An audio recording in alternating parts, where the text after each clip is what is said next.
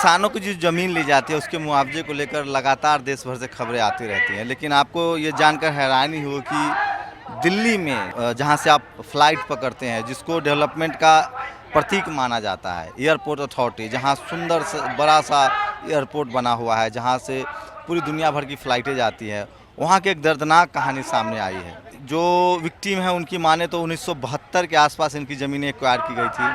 2007 में कोर्ट का फैसला आया कि इनको मुआवजा दिया जाए और ज़मीन के बदले ज़मीन दी जाए, इनको बसाया जाए। 2017 है, मतलब कि 10 साल हो चुके हैं कोर्ट के फैसले आए हुए, लेकिन अब तक इनको ज़मीन नहीं दी गई है और न तो इनको जगह दी गई है, न इनको पुनर्स्थापित किया गया है। और लगातार ये लोग कानूनी प्रक्रिया के तहत लड़ रहे थे, लेकिन अब जबकि एयरपोर्ट अथॉरिटी जो है वो ज़मीन देने के लिए तैयार नहीं है, वो इनसे बात भी नहीं कर रहा है। उसके बाद ये लोग धरना प्रदर्शन पर मजबूर हैं। और कितने दिनों से आप लोग धरना प्रदर्शन कर रहे हैं? 100 दिन। 100। ये मामला कब से चल रहा है? ये मामला कब आप लोग की ज़मीनें ली गई थी एयरपोर्ट अथॉरिटी, कब ली? 2007 नहीं, ज़मीनें तो 2007 में तो कोर्ट का फैसला आया ना कि आपको ज़मीन 2007 में ली गई थी, कोर्ट में तो बाद में गए थे। ये देखिए, ये जो पूरा मामला है, दरअसल ज़मीन 1972 में एक्वायर की गई, 2007 में इनको वहाँ से हटाया गया। जैसे ही एयरपोर्ट अथॉरिटी को ज़मीन की ज़रूरत पड़ी, उन्होंने उसको हटाया। क्या हुआ था पूरा मामला बताइए आप। 1972 में हमारे गांव को, पूरे गांव को एक्वायर किया गया था। कितने दलित फैमिली हैं वहाँ जिनकी ज़मीनें चली गई है, और वो क्या रिहायशी ज़मीन थी या खेती की ज़मीन थी? वो हमारी पुश्तैनी ज़मीन थी, रिहायशी ज़मीन थी, लाल डोरे की गांव की ज़मीन थी, पक्की ज़मीन थी, जिस पे हम 250-300 सालों से रहते आ रहे थे।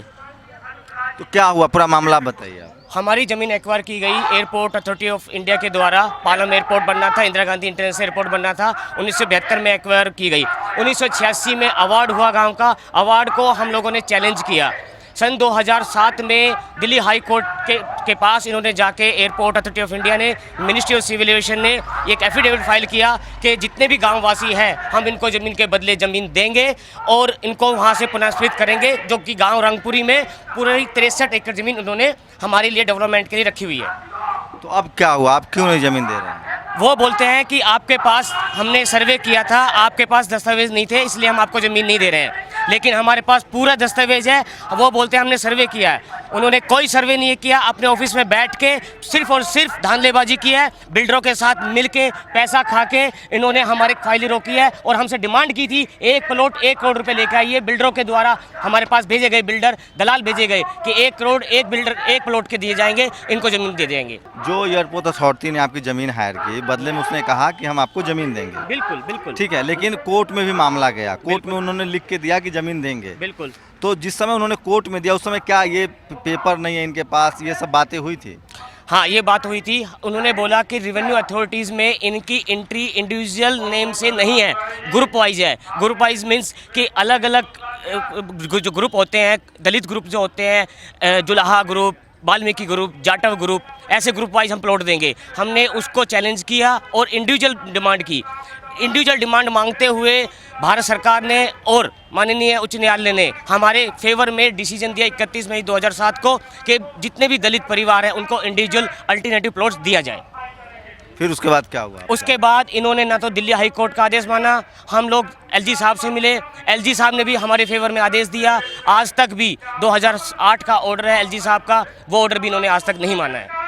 तो ये धरना प्रदर्शन कब से कर रहे हैं? हम 12 दिसंबर 2016 से राजीव गांधी भवन के सामने धरने पे बैठे हुए हैं, हड़ताल पे बैठे हुए हैं। आज 100वां दिन है। 100वें दिन हम जंतर मंतर पे बैठ के संसद भवन का घेराव करेंगे, माननीय प्रधानमंत्री को ज्ञापन देंगे, माननीय राष्ट्रपति जी को ज्ञापन देंगे। तो देखिए, ये कितनी दुखद बात है कि दिल्ली में जहाँ एयरपोर्ट अथॉरिटी बनी है, वहाँ ज़मीन ले ली जाती है और उनको पुनर्स्थापित नहीं किया जाता। और उनके पास पेपर है, मैंने पेपर देखे हैं, और उन्होंने जो है वो लगा रखा है, जो उनका बैनर बना है उस बैनर में उन्होंने दिखाया है, खबरें भी छपी है। उसके बाद जो अथॉरिटी ने जो उनसे प्रॉमिस किया था अलॉटमेंट का, उसका भी उन्होंने बैनर बनाया हुआ है। तो इससे साफ है कि कोर्ट में मैंने भी वो आदेश पढ़े कि वो कोर्ट में हैं कि उनको ज़मीनें दी जाएं।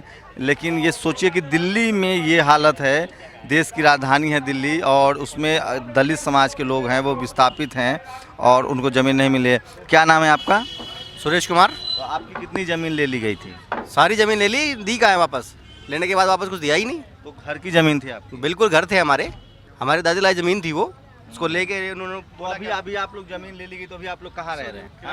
किराए पे रह रहे जी हम तो।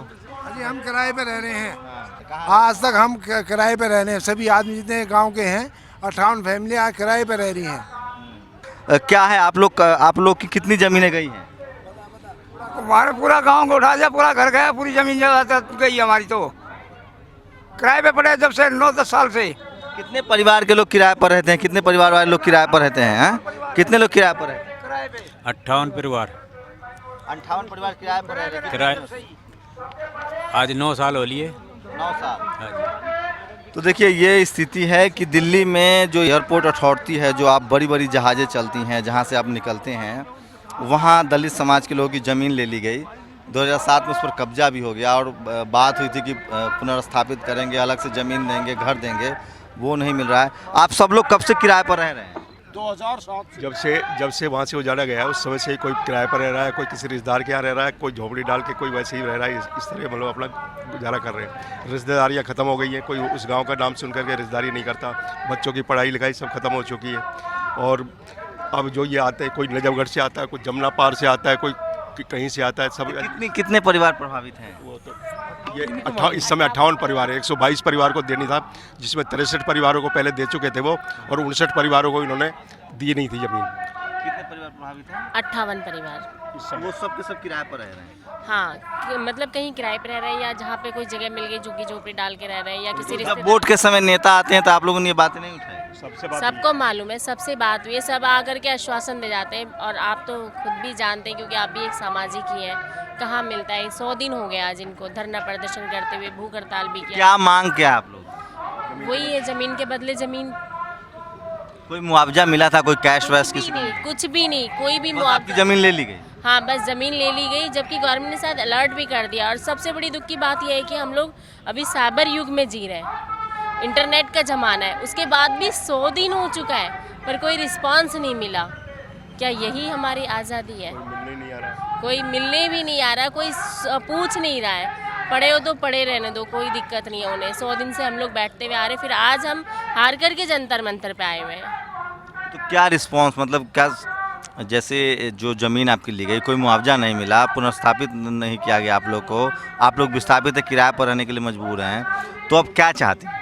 अब यही चाहते हैं, देखिए बाहर से भी लोग आ करके यहाँ रहते हैं, लेकिन ये तो हम लोग तो देवल नागद के ही रहने वाले हैं। पर्टिकुलर हमारा पुश्तैनी ज़मीन था ये, जो उन्होंने ले लिया, तो उसके बदले में ज़मीन के बदले ज़मीन तो दे, हमें चाहे कहीं भी अलर्ट करें। देखिए ये बहुत ही कॉम्प्लिकेटेड मामला नहीं आपको लगता होगा। मुआवजे का सीधा सीधा रूल है। अब तो नए मुआवजा नीति भी आ गई है। विकास के लिए ज़मीन की ज़रूरत होती है, लेकिन जो उनके जद में आते हैं, जो परिवार उजड़ जाते हैं, उनके लिए भी है कि आप उसको विस्थापित कीजिए, उचित मुआवजा दीजिए, लेकिन वो भी नहीं हो रहा है। तो आप समझिए कि किस तरह के हालात हैं।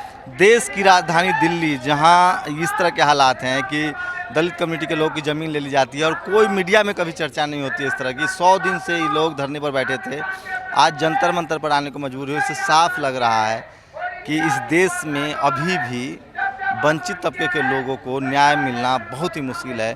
किसानों को मुआवजा के लिए किसान बिल आ गया, उनके हालात थोड़े बहुत ठीक हुए हैं, मुआवजा मिल रहा है, लेकिन बहुत बेहतर नहीं हुए किसानों की हालत भी। लेकिन विकास के नाम पर जिनकी ज़मीन ली जाती है, अगर वो आदिवासी हैं, दलित है, तो उनकी इस देश में अभी भी सूद लेने वाला कोई नहीं है। आप छत्तीसगढ़, बस्तर या किसी काला हांडी की ये बात नहीं है कि आपको लगा कि अरे ठीक है दूर है। देश की राजधानी दिल्ली, जहाँ प्रधानमंत्री बैठते हैं, जहाँ राष्ट्रपति बैठते हैं, जहाँ राज्यपाल होते हैं, तमाम कैबिनेट मिनिस्टर्स होते हैं, तमाम मीडिया हाउसेस हैं, वहाँ भी 50 से 60 दलित परिवारों की ज़मीन ले ली जाती है और उनको बदले में कुछ नहीं मिलता है। ये खबर नहीं बनती है और लोग 100 दिनों से धरना देने के लिए मजबूर हैं। तो ये हालत है देश की राजधानी दिल्ली की। और मोदी जी जो लगातार बात करते हैं सबका विकास, सबका साथ, सबका विकास, उसकी भी कलई खुलती है। और जिस तरह से कॉर्पोरेट घराने हैं, जिस तरह से विकास के नाम पर ज़मीन का खेल चल रहा है, वो लगातार बढ़ता जा रहा है। और ज़मीन को लेकर किसान अलग परेशान है, जिनकी ज़मीन हायर की जाती है वो अलग परेशान है। अब सोचिए कि ये 58 दलित परिवार पिछले 10 सालों से, 2007 से किराए पर रहने को मजबूर है। जिस तरह से एयरपोर्ट अथॉरिटी ने इनकी ज़मीनें ले ली हैं, महिलाएं भी काफ़ी संख्या में जंतर मंतर पर हैं। कब से आप लोग धरना प्रदर्शन कर रही थी? हमें 3 महीने पूरे होकर चौथा महीना लग गया है। 100 दिन हो गए हैं आज। तो क्या आप लोग किराए पर रह रही हैं? हम किराए पर रह रहे हैं, पूरे 58 परिवार। और हमको ज़मीन के बदले ज़मीन भी नहीं दी, ना कोई मुआवजा दिया है। हमें कुछ भी नहीं मिला। हमारे बच्चे स्कूलों में भी नहीं जाते क्योंकि ज़मीन कहाँ रहें, एक जगह तो हम सब लोग रहते नहीं, 58 परिवार, किसी को कहीं कहीं रह रहे हैं, बच्चे पढ़ाई नहीं कर रहे हैं, औरतें कुछ भी नहीं कर पा रही है, किराए पे रहते हैं। 2007 में हमारा गांव उठाया था और 2017 चल रही है ये, तो 2007 से आज 17 चल रही है, 9-10 साल हो गए हमको परेशान होते होते। आज यहाँ कल वहाँ, कभी किराए का मकान खाली करवा लेते हैं, कभी कहीं बेचते हैं, कभी कहीं। हमारे बच्चों की पढ़ाई भी पूरी नहीं हो पा रही है। तो सोचिए, जो दलित जातिगत व्यवस्था थी अपने देश में, उसमें दलित पहले ही हाशिए पर थे। उसके बाद आज़ादी के बाद थोड़ी बहुत उनकी हालत में सुधार हुई है, लेकिन सोचिए कि उनके पास जो खेती की ज़मीन और पहले से ही नहीं है। जो घर के लिए ज़मीन थी वो ज़मीन भी छीन ली गई है, कोई ज़मीन नहीं है। खेती की कोई जमीन नहीं हमारे पास। हमारे दादा परदादा की हमारी पुरानी जमीन ही। हमारे तो खुद के मकान थे पुराने ज़माने के, और इतने बड़े बूढ़े हमारे गुजर भी चुके हैं, और कोई ज़मीन वगैरह तो कुछ दी नहीं है उन लोगों ने हमें। हम घर से बेघर हैं। हमारे बच्चे कौन कौन से स्कूल में पढ़ाएं बताओ। अभी किराए पे यहाँ है, कभी किराए पे वहाँ है, हमारा कोई नहीं है। 7-8 हज़ार रुपये कमाते हैं, उसमें से हम किराया दें या अपने बच्चों को पढ़ाएं, कहाँ क्या करें। हमारे ऊपर इतना अत्याचार क्यों किया हुआ है सरकार ने? एक तो हम गरीब हैं, ऊपर से दलित हैं, गांव के कदी का बाशिंदे थे। हमारे बुजुर्ग वहाँ पे रहते आए हैं, हमारे कितने बुजुर्ग वहीं पे हैं, कितने पुराने रहते थे, और हमारे बने बनाए पक्के मकान वहाँ से उजाड़ दिए। उसके बदले हमें ज़मीन भी नहीं दी। एयरपोर्ट अथॉरिटी तो एयरपोर्ट तो बना दिया, लेकिन उसके बदले हमें गाँव में ज़मीन तो मिलनी चाहिए थी ना। देखिए, जिस हवाई जहाज़ पे आप चढ़ते हैं, देश दुनिया घूमते हैं, विकास के लिए वो भी ज़रूरी है, लेकिन उस एयरपोर्ट अथॉरिटी के जद में आए ये दलित परिवार के लोग हैं जिनकी ज़मीनें चली गई है, और ये दर दर भटकने के मजबूर है, किराए पर रहने को मजबूर हैं। पहले से उनके पास कोई अतिरिक्त ज़मीन नहीं थी, जो घर की ज़मीन थी वो भी ले ली गई, और बदले में इनको पुनर्स्थापित नहीं किया गया, इनको दूसरी जगह ज़मीन नहीं दी जा रही है, और ये लोग आंदोलन करने को मजबूर है। और सोचिए कि सबसे बड़ी डराने वाली बात यह है कि ये सब दिल्ली में हो रहा है। ये दिल्ली की बात है, कोई देश के दूसरे हिस्से की बात नहीं है। और ये हालत है कि उनको सरकार सूद नहीं ले रही है, और सरकार सूद नहीं ले रही है, और जो तमाम तरह के जो बड़ी बड़ी बातें की जाती है वो कहीं ना कहीं ढाक के 3 पात ही दिख रहे हैं। क्योंकि दिल्ली में जब इस तरह के हालात हैं कि 50 से 60 परिवारों की ज़मीन ले ली जाए, उन्हें पुनर्स्थापित न किया जाए, उन्हें दोबारा ज़मीन न मिले, तो सोचिए कि आदिवासियों के साथ क्या होता होगा, जो जंगलों में रहते हैं, जो दूर देश की राजधानी से बहुत दूर हैं, उनको मुआवजे के नाम पर किस तरह से ठगी होती है ये सब जानते हैं। किसानों की ज़मीन को लेकर बातचीत होती रही, उनको भी ठगा जाता रहा है। किसानों की बात तो थोड़ी बहुत आ भी जाती है खबरों में, मीडिया में, सरकार तक पहुंच जाती है, क्योंकि वो बड़ी संख्या में होते हैं। लेकिन जो दलित हैं वो मजबूर हैं और घर से बेघर हैं, और वो भी दिल्ली में। कैमरामैन रैन के साथ समूह कुमार सिंह, नेशनल दस्तक, जंतर मंतर, दिल्ली।